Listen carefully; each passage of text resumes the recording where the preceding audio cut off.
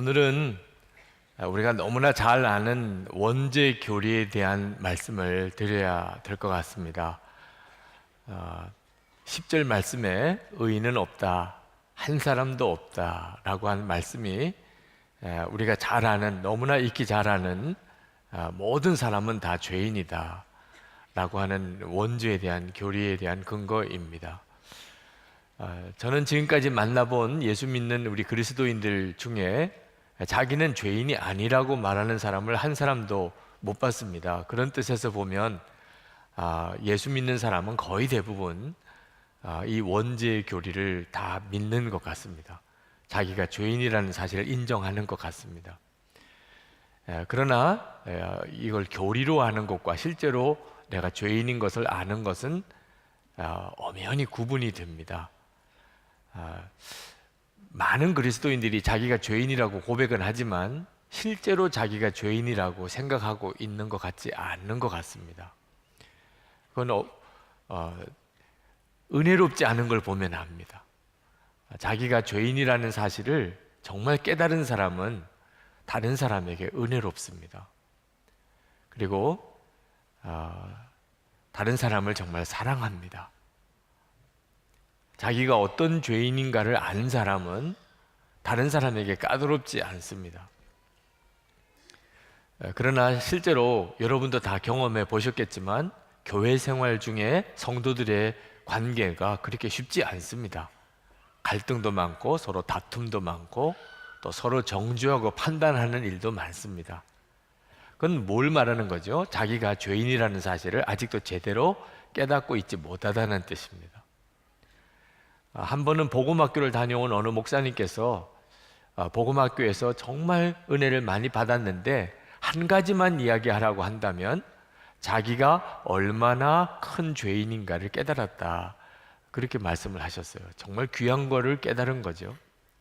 그런데 참 어이없는 일이기도 하지요. 목사님이신데 자기가 얼마나 큰 죄인인가를 그럼 그동안을 몰랐다는 이야기입니까?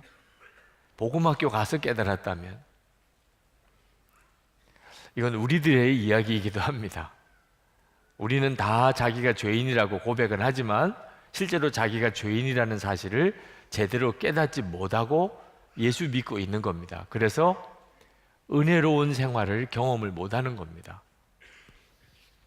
우리가 죄인이라고 이렇게 고백하는 것은 그저 거짓말도 해봤고 남의 것 손대보기도 했고 어릴 때 부모님 말씀 안 듣고 속썩이기도 했고 또 아주 음란한 것들에 내가 빠지기도 했었고 누구랑 싸우기도 했었고 뭐 그런 내가 죄를 지었었기 때문에 나도 죄인이지, 이렇게 생각하는 경향이 많습니다. 아직도 교인들 중에 나 죄인, 그렇습니다. 솔직히 제 인정합니다.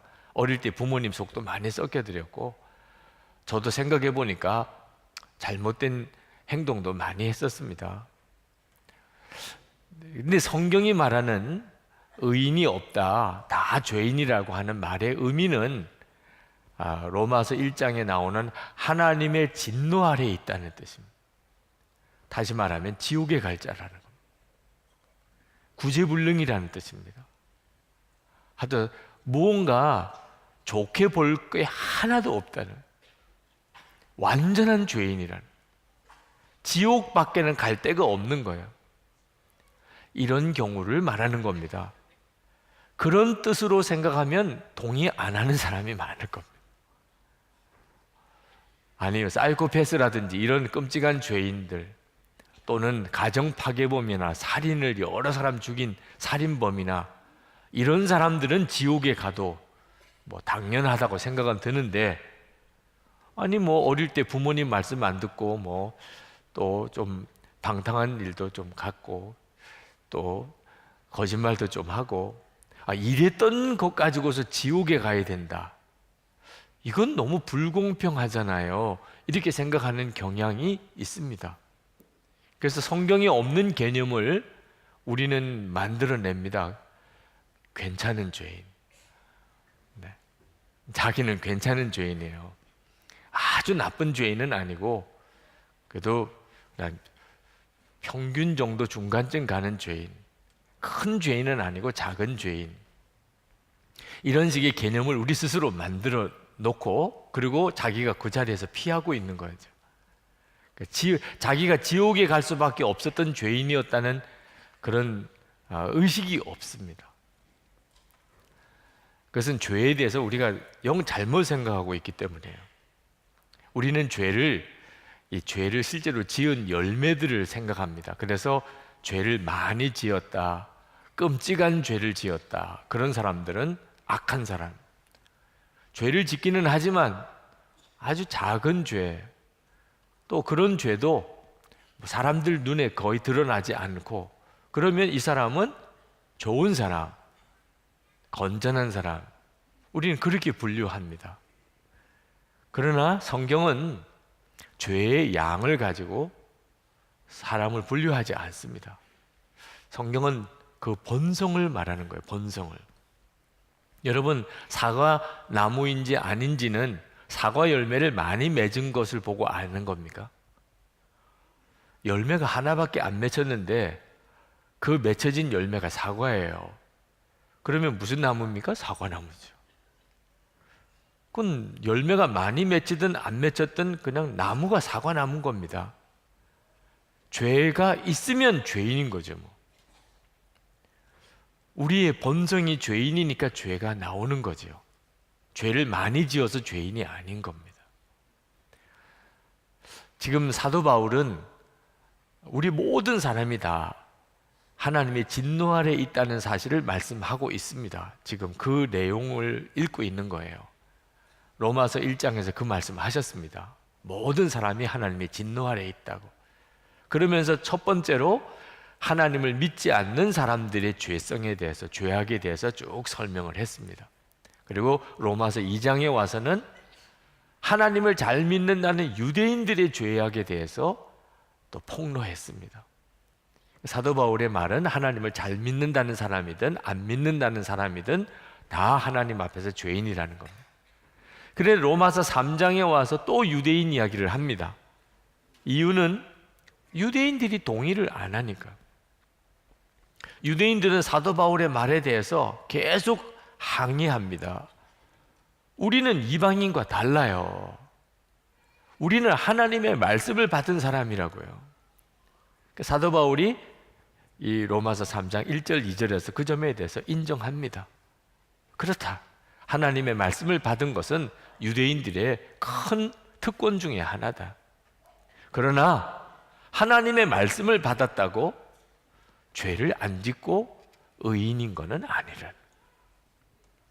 우리가 아이가 여럿 있는데 큰 아이에게 아빠가 어떤 말을 다른 동생들에게 전해주라고 큰아이를 불러다가 이야기를 했습니다. 그건 큰아이의 특권이죠. 그죠? 대표로, 자녀들을 대표로 아버지에게 와서 아버지가 지시하는 말을 들었습니다. 그건 분명히 큰아이인 것은 사실인 거죠. 그러나 아버지가 하는 말을 큰아들이 들었다고 큰아들이 아버지 말을 잘 듣는다는 보장은 아닌 거죠. 유대인을 하나님이 택하시기는 했지만, 그래서 하나님의 말씀을 맡겼지만 유대인들이 그것 때문에 하나님을 뜻대로 잘 살았다는 증거는 아닌 거죠. 그 말을 지금 사도 바울이 로마서 3장 1절부터 8절까지 쭉 하고 계신 겁니다. 그러면서 사도 바울이 결론을 짓습니다. 9절 말씀에 우리 유대 사람이 이방 사람보다 낫습니까? 전혀 그렇지 않습니다. 하나님의 율법을 가진 사람이든 아니든 똑같이 다 죄인이라는 겁니다. 유대인들은 그 점에 대해서 지금도 동의 안 합니다만 사도 바울이 말하려고 하는 핵심은 본성, 죄의 본성을 말하고 있는 거예요. 유대인이나 또 이방인이나 본성으로는 모든 인간은 다 지옥에 갈 수밖에 없는 죄인이라는 거예요. 절대로 여러분, 죄는요 율법을 내가 아느냐 모르느냐 또는 율법을 지켰느냐 안 지켰느냐 하는 문제로 따질 문제가 아닙니다. 사람의 본성이 어떠냐 하는 걸 말하는 겁니다. 11절부터 17절까지 사도 바울은 인간의 죄인됨을 구체적으로 이렇게 언급합니다. 깨닫는 사람도 없고 하나님 찾는 사람도 없고 선한 일 하는 사람은 한 사람도 없다. 그들의 목구멍은 열린 무덤이다. 혀는 사람을 속인다. 입에는 저주와 독설이 가득 찼다. 발은 피 흘리는 일에 빠르며 그들이 가는 길에는 파멸과 비참함이 있다. 그들은 평화의 길을 알지 못한다. 근데 여러분, 이 구절을 가만히 그냥 오늘 와서 처음 읽으시는 분들도 이건 아니잖아, 이런 생각이 드시는 분들도 있으실 거예요. 진짜 하나도 없나? 하나님을 찾는 사람도 선한 사람도 다 입에 목구멍은 열린 무덤이고. 정말 그런가? 여러분, 지난 세월 사시는 동안에 선한 사람 한 사람도 못 봤습니까? 아, 참 저 사람은 인격이 고귀해, 이렇게 감동을 받은 사람이 정말 한 사람도 없었습니까? 있었잖아요. 우리 주변에 보면 꽤 괜찮은 사람들도 있잖아요. 그런데 어떻게 사도 바울이 이렇게 단호하게 의인은 한 사람도 없다, 이렇게 말하는 것일까? 사도 바울이 지금 말씀하려고 하는 것은 이렇게 겉으로 꾸며서 나타나는 우리들의 모습이 아니고 본성을 말하는 거예요. 본성을. 18절에 그 말씀을 하고 있는데, 그들의 눈에는 하나님을 두려워하는 빛이 없다. 여기서부터 사람의 죄가 나오는 거예요. 사람이 겉으로는 아무리 선하고 착하고 훌륭한 일을 하는 사람 같이 보여도 그 사람의 눈에 하나님을 두려워하는 빛이 없다는 거예요. 다시 말하면 하나님과의 관계가 끊어진 사람이라는 뜻입니다. 하나님을 알지도 못하니까 하나님을 두려워하지도 않는 거죠. 하나님과의 관계가 끊어진 사람을 지금 말씀하고 있는 거예요. 이것이 바로 죄의 본질입니다. 이것을 우리는 선악과 따먹은 아담과 하와의 죄에서 봅니다. 선악과는요, 우리가 짓는 죄 중에 가장 작은 죄 중에 하나같이 보여요. 그런데 이 죄가 온 인류의 원죄라니 도대체 어떻게 이해해야 되는 거죠? 선악과는 하나님을 내 마음에서부터 내쫓은 죄입니다. 우리 마음이 아주 작은 영역인 것 같아 보여도 여기도 하나의 왕국이에요. 아담과 하와의 마음에는 하나님이 왕이셨습니다. 하나님이 왕이셨을 때는 에덴 동산에서 살았어요. 근데 하나님이 하지 말라는 게 하나 있었어요. 선악과를 따먹지 말라. 그 선악과를 따먹지 말라는 것을 지키는 동안에는 하나님이 왕이십니다. 근데 어느 날 마음에 유혹이 들어왔습니다. 하나님이 진짜 선하신가? 왜? 따먹지 말라는 게 있어요. 선악과를 따먹지 말라셔. 아, 하나님이 진짜 좋으신 하나님이라면 다 먹으라고 그러지 왜 하나는 먹지 말라고 그랬을까? 저거 먹으면 눈이 밝아져서 나도 하나님처럼 된대. 마귀가 이제 하나님에 대한 의심을 마음에 자꾸 심어주는 거죠. 근데 문제는 하와가 그걸 마음에 받아들입니다. 하나님이 왕되심이 벌써 무너지고 있어요. 아, 그런가? 정말 그런가? 그러고 보니까 선악과가 진짜 맛있어 보이는 거예요. 하나님이 왜 저렇게 맛있는 걸 먹지 말라고 그랬을까? 선하시지 않나 봐. 하나님이 내가 하나님처럼 되는 것을 싫어하시나 봐. 별의별 생각을 하면서 마귀가 주는 마음을 품어버려요. 그건 무슨 뜻이냐? 하나님을 내쫓는 거죠. 반역이 일어나는 겁니다. 이제부터 하와에게 하나님은 하나님이 아니세요. 하와 자기가 하나님이에요. 하고 싶으면 해야 되는 거예요. 내가 하고 싶은데 왜 하지 말라고 그러셔? 먹고 싶은데 왜 먹지 말라고 그러셔? 나는 먹을 거야. 그리고 결국은 하와가 선악과를 따먹습니다. 선악과를 따먹는 순간 하나님은 하와에게 하나님이 아니시게 됩니다. 하나님이 마음에서 하나님을 내쫓아 버린 거죠. 아담이 똑같은 일을 합니다. 아담의 마음에도 똑같이 유혹이 들어옵니다. 하나님은 먹지 말라고 그랬는데 아내가 먹으라는 거예요. 아담도 잠시 갈등이 오지만 하나님을 버립니다. 아내 말을 받아요. 그리고 선악과를 먹습니다. 결국 선악과를 따먹은 죄는 무슨 죄지요? 하나님을 향한 반역입니다. 내 마음에서 하나님이 왕 되심을 거절한 거죠. 더 이상 하나님이 내 마음에 왕으로 계시는 걸 싫어하는 거예요. 이게 사람의 죄의 본성이에요. 로마서 1장 28절에 그들이 마음에 하나님 두기를 싫어하며, 이것이 죄예요. 마음에 하나님 두기를 싫어하는 거예요.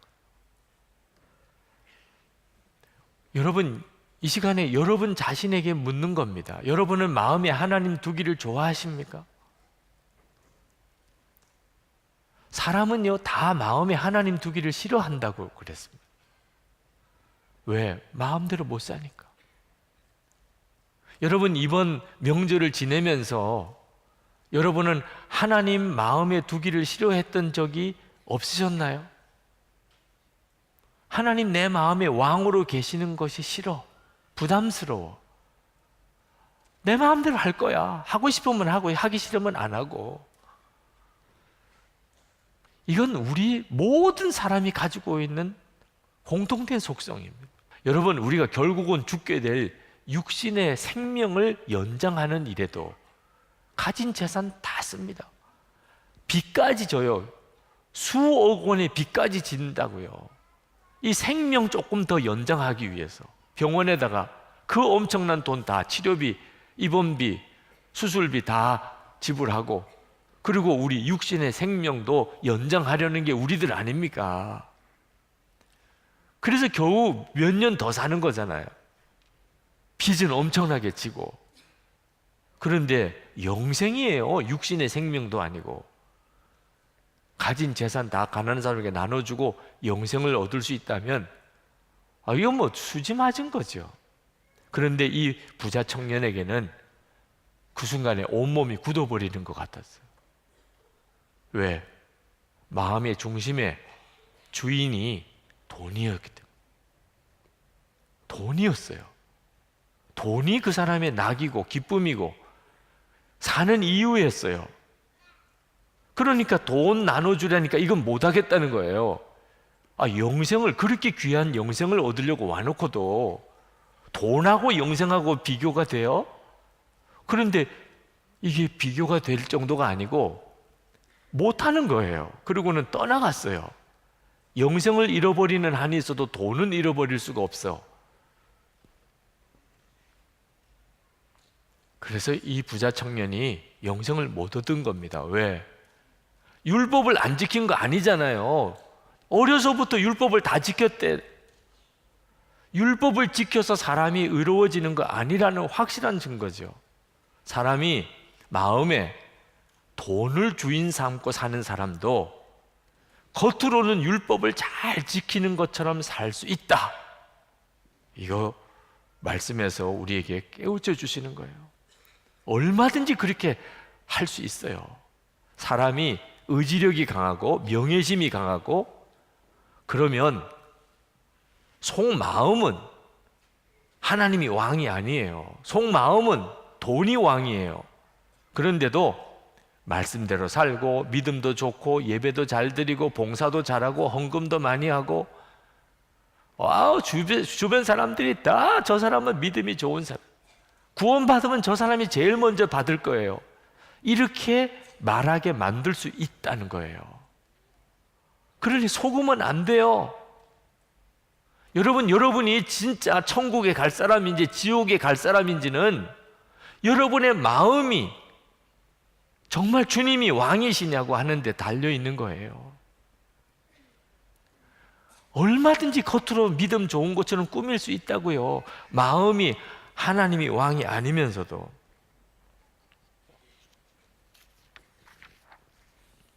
그래서 사도 바울이 율법을 자랑하는 유대인들에게, 율법을 가진 것은 참 너희들이 귀한 특권이지만 율법으로는 의롭다함을 받을 사람이 없어 라는, 너희들의 마음이 뒤집어지지 않으면, 마음에 예수님이 왕이 아니시면 너희들은 구원받을 수가 없어.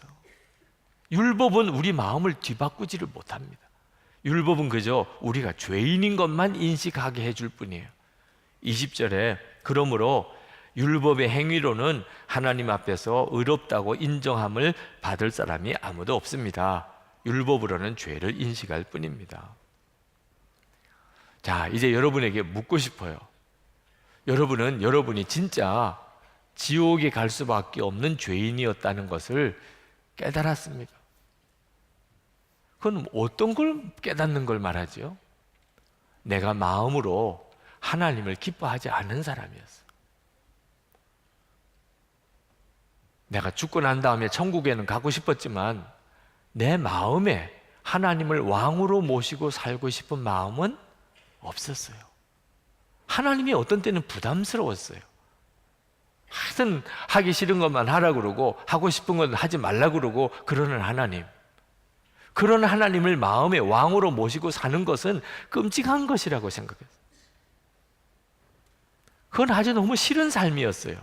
낙이 없는 삶이었어요. 이렇게 생각했던 사람들, 아주 뿌리 깊은 지옥의 자식이에요. 내가 지옥 갈 사람이었구나. 하나님을 마음에 두기 싫은 것 자체가 지옥이니까. 내가 그런 사람이었구나. 그럼 뭐 딴 사람 확인할 거 없이 본인 자신만 확인하면 됩니다. 아, 내가 그런 사람이었구나. 그런데 하나님이 나를 찾아오신 거. 우리 같으면 벌써 그래라, 너 싫으면 너 내버려 두실 수밖에 없는데 하나님은 우리를 사랑하셔서 포기하실 수 없으셔서 우리 죄를 예수님이 대신 십자가에 지시고 그리고 우리 마음에 오셨어요. 계속 두드리세요. 내가 너 마음에 들어가야 된다. 내가 너 마음에 들어가야 너가 영생을 얻어. 그래서 우리가 마음을 열고 주님을 맞아들였잖아요. 그게 영생의 시작이고 구원의 시작입니다. 여러분이 지옥에 갈 수밖에 없는 죄인이었다는 것을 깨닫는 것이 얼마나 큰 은혜인지 모릅니다. 사람들은 다 지옥에 갈 수밖에 없는 자이지만 그걸 몰라요.